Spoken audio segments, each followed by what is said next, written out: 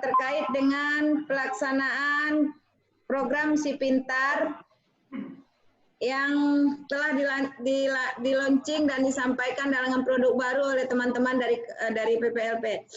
Baik, dalam hal ini saya minta arahan terlebih dahulu dari Bapak Rakean Sudayana agar memberikan pencerahan kepada kami di Kota Padang terkait bagaimana pelaksanaan PIP ke depan dan langkah apa yang kami lakukan terkait dengan upload bahan-bahan di program Si Pintar. Untuk itu kami minta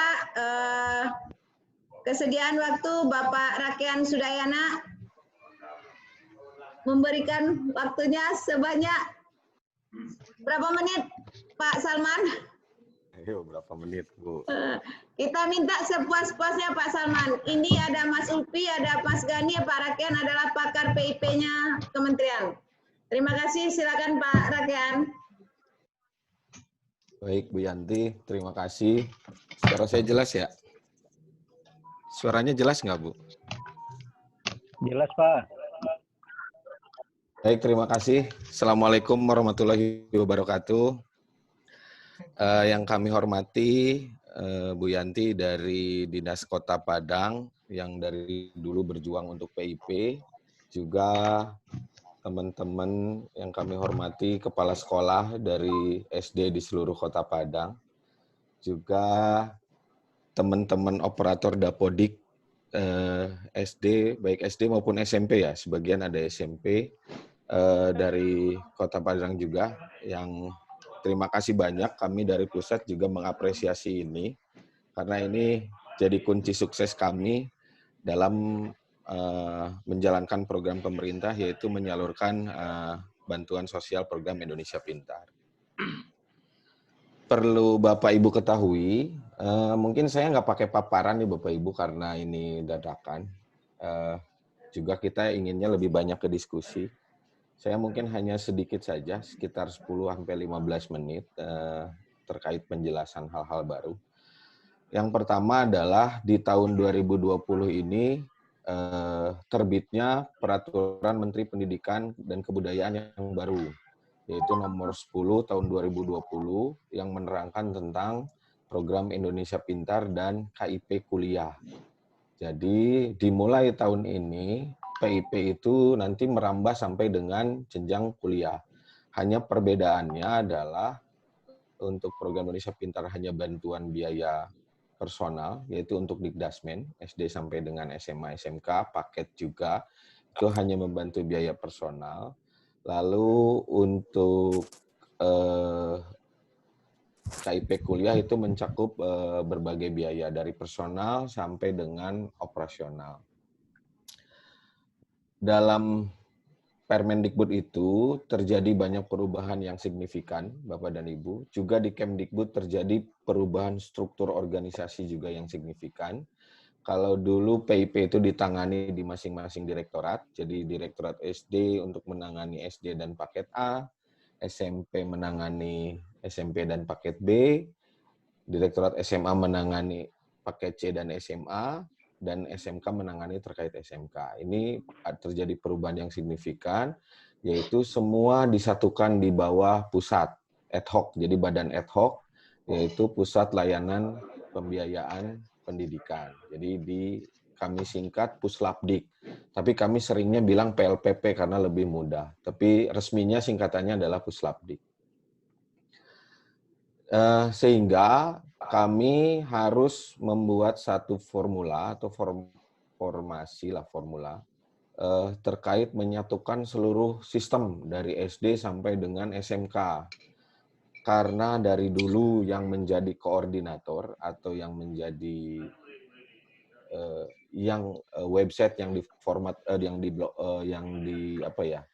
yang disepakati untuk bisa diakses secara deskriptif keluar adalah Si Pintar, maka semua kalau yang SD, SMP di bawah itu adalah terkait kinerjanya masing-masing. Sehingga sepakat kami semua untuk menyatukan sebuah sistem, semua sistem menjadi di bawah Si Pintar. Dengan nama baru nanti namanya Si Pintar Enterprise. Jadi kayak Star Trek lah, Star Trek Enterprise. Semuanya dimasukkan dari SD, SMP, SMA, SMK. Nah, terkait tampilan kini kami sedang maintenance beberapa hal karena kami juga lagi menyerap beberapa aspirasi dari teman-teman di lapangan.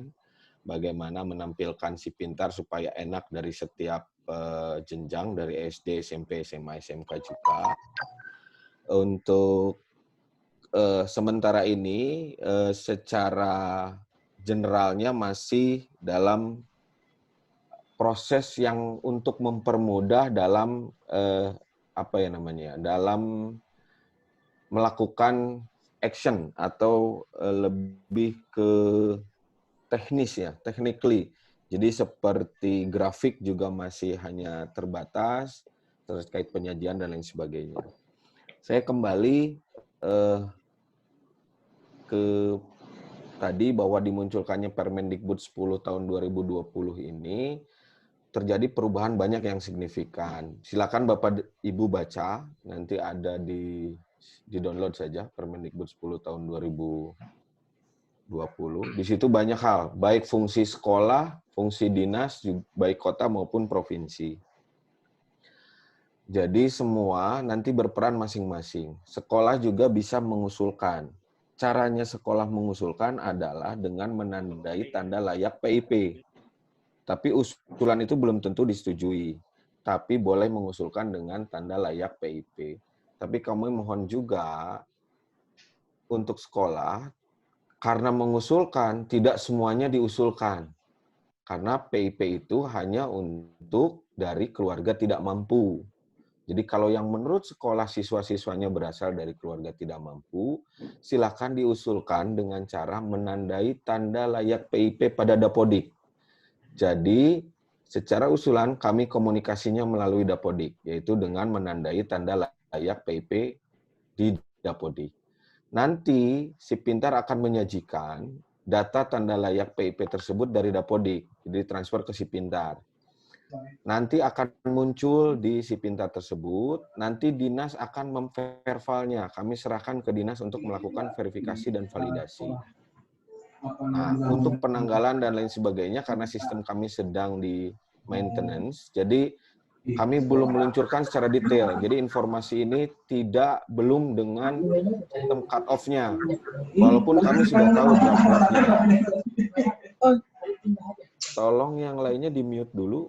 Host, agar bisa jelas. Enggak. Suara saya jelas ya? Jelas, Mas.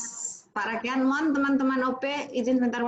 Teman-teman OP mohon di-mute sementara. Kita dengarkan arahan sementara. Ya, silakan, Mas. Ya, saya lanjut. Nanti dinas akan melakukan verval melalui sistem Si Pintar. Jadi semua sistem berkaitan di Si Pintar Enterprise ini. Terkait penetapan, dalam Permendikbud itu yang berhak menetapkan adalah dari Kepala Pusat Layanan Pembiayaan Pendidikan. Jadi nanti yang menetapkan SK adalah Puslapdik, jadi Kepala Pusat.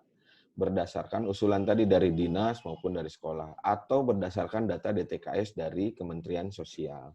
Sebetulnya kami sudah menyelesaikan petunjuk pelaksanaan PIP untuk tahun 2020. Tapi kami belum share, dikarenakan kemungkinan minggu depan, dikarenakan kami menunggu dulu itu muncul di JDIH, sehingga resmi, tidak terjadi perbedaan-perbedaan. Lalu berikutnya, rentetannya adalah ketika 2019 dan pemeriksaan 2020, itu BPK sudah mulai menanyakan bahwa PIP itu apakah betul-betul diterima atau tidaknya oleh sekolah. Sehingga kami juga meminta bantuan kepada sekolah untuk mengupload datanya. Mengupload data bahwa siswa itu betul-betul menerima. Yaitu dengan memberikan atau mengupload data pada Si Pintar. Kami menyajikan juga hal tersebut, yaitu pertama terkait dengan transaksi terakhir dari rekening tabungan. Sebetulnya bukan transaksi terakhir, tapi adalah transaksi terkait masuknya uang tersebut ke rekening tabungan si siswa, agar diupload ke sistem tersebut. Lalu identitas itu adalah yang dibutuhkan oleh kami adalah pertama NIK, karena untuk mencocokkan. Kalau tidak bisa NIK, artinya NIK bisa ditunjukkan dengan apa? Kalau anak yang sudah punya kartu KTA ya, kartu tanda identitas anak, KTIA ya. Nah, itu silakan diupload, bisa seperti itu. Nah, atau bisa juga dengan rapot, dengan catatan halaman depan rapot itu sudah bisa menunjukkan ada NIK juga ada NISN-nya. Begitu. Jadi kita bersikap fleksibel, tapi yang utamanya adalah ada NIK dan ada NISN. Salah satu dari situ. Kalau NIK untuk menguji ke ininya. Jadi bisa KIA, bisa KTP, atau apa? Bisa KK, tapi dengan menunjukkan nama yang sama ya, atau fotokopi rapot.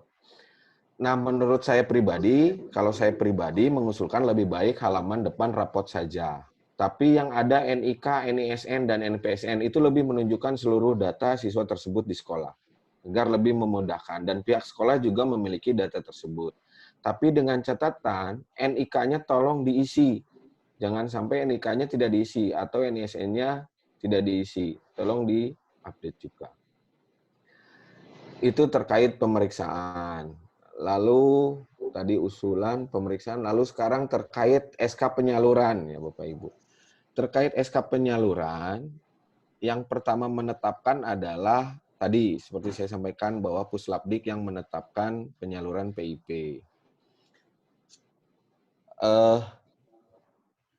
Untuk tahun 2020 ini ada dua penyaluran. Yang SK pertama untuk SD ya, SK 1 itu disalurkan oleh Direktorat Sekolah Dasar karena anggaran masih di sana dan Puslapdik belum terbentuk secara resmi menangani PIP tersebut. Nah, mulai SK 2 selanjutnya itu diluncurkan oleh Puslapdik. Jadi untuk SK pertama yang untuk kelas 6 akhir itu diluncurkan oleh Direktorat Sekolah Dasar. Tapi Bapak dan Ibu tidak usah bingung, karena nanti kami yang menghandle dari Puslapdik, baik dari SK 1 sampai SK nanti selanjutnya kami dari Puslapdik. Karena orang-orang yang ada di Puslapdik adalah orang-orang PIP yang ada di masing-masing direktorat. Jadi kalau direktorat SD yang menangani PIP itu dibedol ke Puslapdik. Jadi Bapak dan Ibu tidak usah khawatir. Nah, terkait sistem sehingga kami yang memberikan sistemnya atau menampilkan sistemnya. Sehingga Bapak dan Ibu bisa melakukan komunikasi dengan kami itu melalui Si Pintar. Nanti Si Pintar akan menyajikan semua hal. Bapak dan Ibu juga bisa nanti diharapkan bisa ada komunikasi melalui Si Pintar juga. Tapi ini bertahap Bapak dan Ibu, karena kami memiliki beberapa keterbatasan. Yang pertama adalah keterbatasan sarana prasarana seperti server di kami itu, karena kami adalah organisasi yang baru, sehingga server masih menginduk di organisasi yang lama. Jadi menggunakan server yang lama. Jadi ini nanti dalam proses maintenance ya. Bukan maintenance, tapi maintenance. Nah, di situlah nanti kalau sudah fix semua, ini akan lebih mempermudah. Saya yakinkan Bapak dan Ibu, karena kami dalam membuat sistem tidak seperti Bandung Bondowoso yang sehari ini langsung jadi, gitu. Kami butuh proses, jadi memang sistem ini akan memiliki perbaikan-perbaikan secara berkala. Untuk saat ini baru sampai segitu. Nanti minggu depan akan update lagi lebih baik. Nantilah dari pengelola Si Pintar bisa menyampaikan. Yang berikutnya terkait login sekolah. Sekolah bisa melakukan login Bapak dan Ibu ke sistem Si Pintar tersebut, yaitu dengan SSO atau dengan login yang sama dengan Dapodik. Kalau Dapodik sudah menggunakan SSO, maka nanti juga di Si Pintar sudah SSO. Jadi Bapak dan Ibu tidak lagi ada password dan yang lain yang baru gitu. Jadi banyak password dan lain sebagainya. Dan juga kami sampaikan sistem pendataannya menggunakan data Dapodik. Jadi kami mohon, saya mengulang lagi, kami mohon kepada seluruh operator sekolah dan pihak sekolah agar mengupdate data siswanya. Jangan sampai kejadian, ini saya baru tahu nih, kejadian di Semarang. Bu Yanti, saya mohon mungkin di Padang nggak terjadi lah.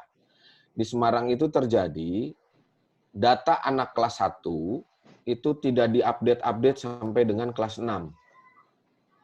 Dan mungkin pada waktu kelas 1 oleh sekolah dianggap siswanya tersebut kurang mampu. Padahal setelah kelas 6, ibunya itu adalah pegawai negeri di Kementerian Kemenko PMK. Jadi beliau mengecek sampai mana. Kami ditegur karena memberikan PIP kepada siswa tersebut. Dan cek Dapodiknya, tanda layak Dapodiknya masih menempel. Nah, kami mohon operator sekolah agar melakukan update bisa setiap saat. Tidak usah menunggu waktu sinkron seperti BOS. Kalau BOS itu terkait variabel jumlah sehingga pakai cut off. Kalau untuk Dapodik data individu itu bisa dilakukan updating kapanpun. Jadi misalnya terjadi perpindahan siswa itu bisa dilakukan update. Atau yang tadinya mampu menjadi tidak mampu bisa dilakukan update dengan menandai tanda layak PIP. Saya akan mengulang lagi, jangan sampai persepsi sekolah dalam mengusulkan adalah persepsi sosialis ya. Artinya begini, daripada nanti satu bermasalah tidak diusulkan, lebih baik diusulkan semua. Nah ini yang saya akan mengulang-ulang terus ini. Dan di rakor saya ulang tiap tahun. Karena apa? Karena di data kami, di Dapodik itu, kalau data, ini agregat ya Bapak dan Ibu, kalau data yang disebut tidak mampu antara rentan miskin dan miskin itu hanya 40% dari data siswa. Data siswa SD itu adalah 24 juta, 24-25 juta lah. Sehingga kalau 40%-nya yaitu berkisar di angka 10 juta Bapak dan Ibu. Nah, ternyata usulan layak PIP dari sekolah itu bisa mencapai 18 juta siswa.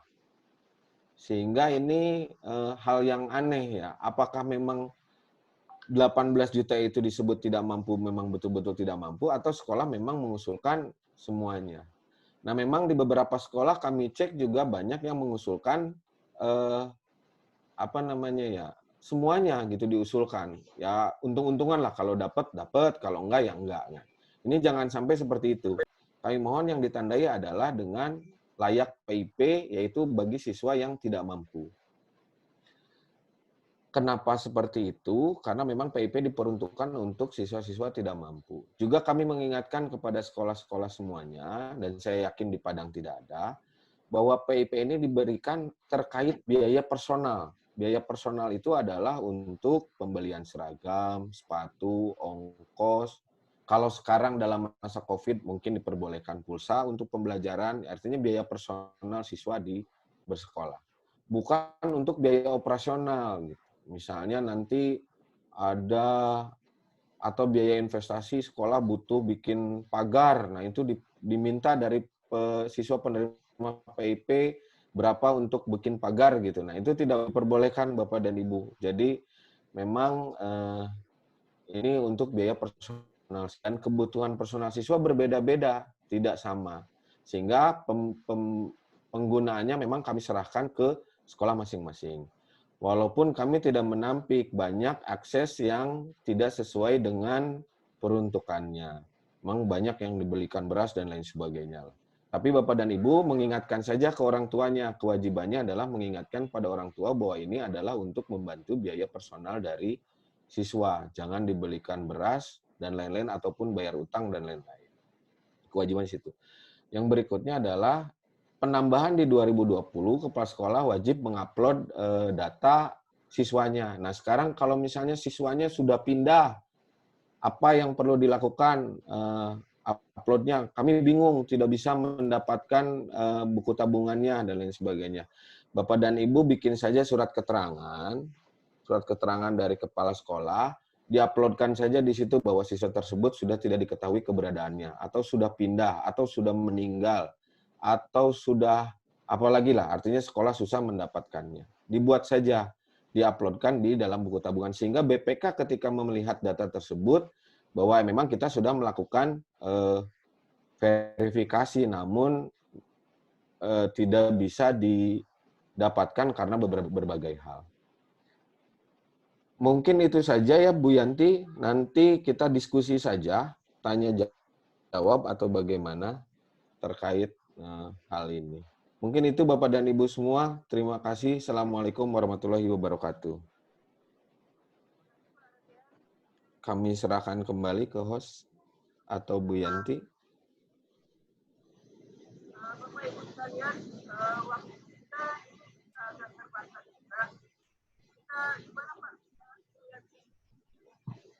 Kita keluar dulu karena waktu kita hanya sekitar 4 menit lagi. Sudah kembali kembali Pak. Saya ikut saja Pak, gimana baiknya?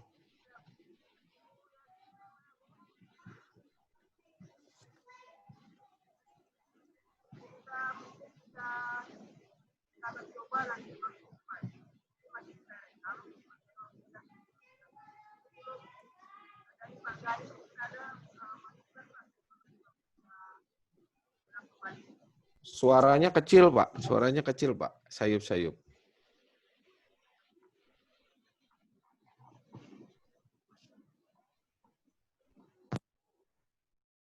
Oke, baik.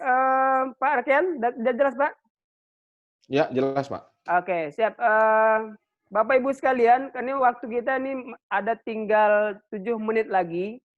Mungkin nanti kita akan ulang di sesi kedua, karena nampaknya karena waktu kita terbatas, maka kita akan ulang kembali sekitar mungkin sebelum kita masih ada waktu sisa 7 menit, mungkin kepada Bapak Gani bisa menambahkan apa yang dijelaskan Bapak Arkian tadi. Silakan Pak.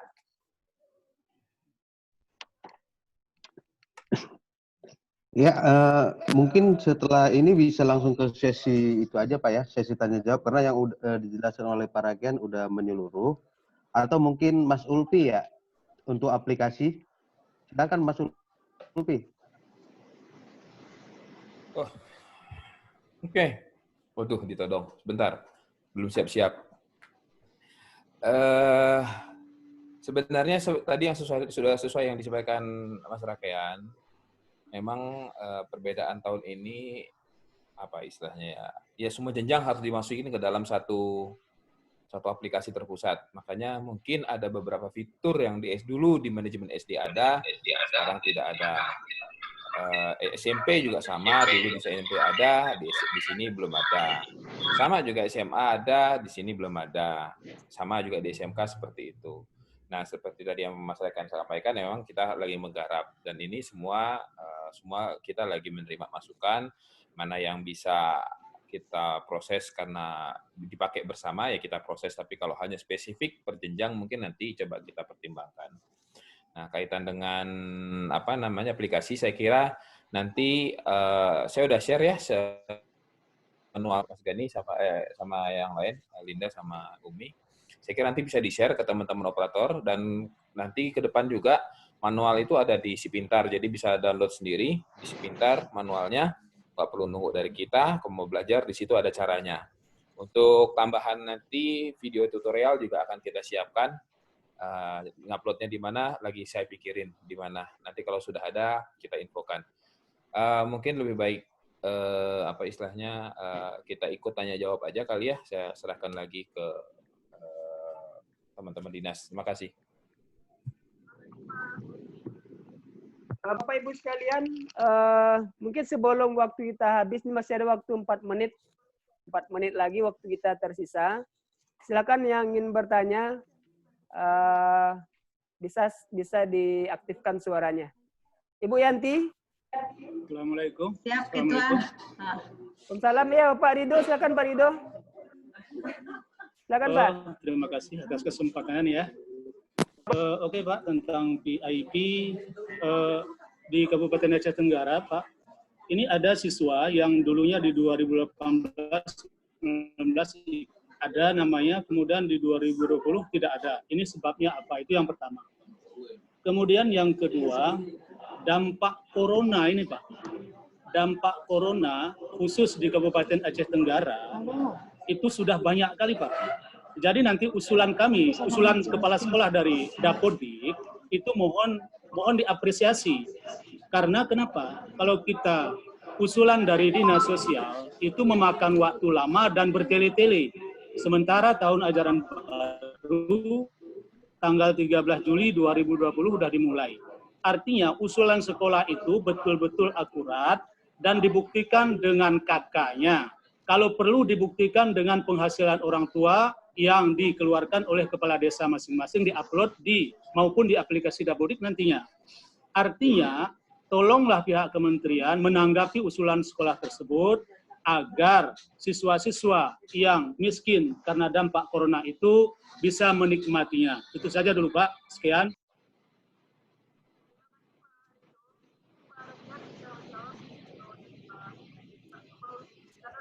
Baik, saya langsung jawab aja ya Pak ya. Terkait halo, jelas ya? Pak Ridho, terkait Ya, data tahun 2018 dia dapat, 2019 dia tidak dapat.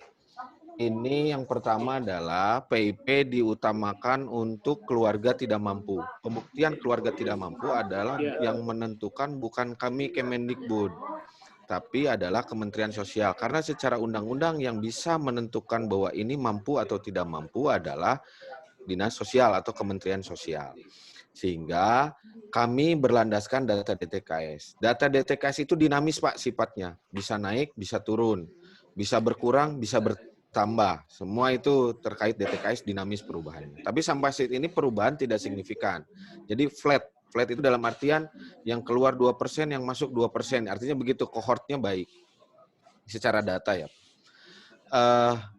Yang pertama itu, sehingga dimungkinkan bahwa 2018 dia dinyatakan tidak mampu, tapi di 2019 sudah keluar dari zona tidak mampu.